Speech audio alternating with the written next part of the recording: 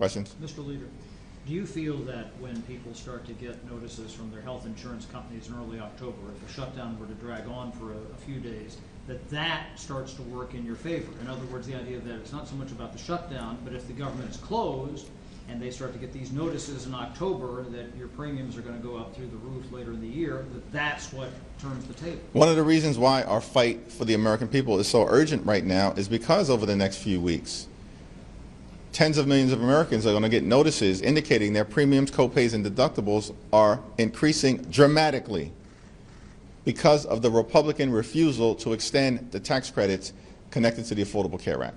Was there politics in the idea that was an estimation? We're fighting for the health care of the American people, period, full stop. Our position has been very clear, 8 words. Cancel the cuts, lower the costs, save health care. And part of that fight relates to the Affordable Care Act. Part of that fight relates to dealing with the Republicans' cut to Medicaid, the largest cut to Medicaid in American history. Part of that fight relates to preventing a $536 billion cut to Medicare that will occur at the end of this year because of what Republicans did in the one big ugly bill if Congress doesn't act. Part of our fight relates to the fact that Republicans are closing hospitals, nursing homes, and community-based health clinics all across the country, including in rural America right now.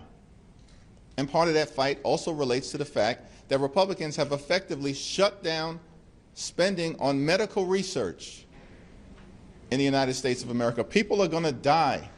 Cures for cancer and other terminal illnesses that were within reach are now being abandoned. This is like an unprecedented Republican assault on the health care of the American people, and Democrats are standing on the side of the American people.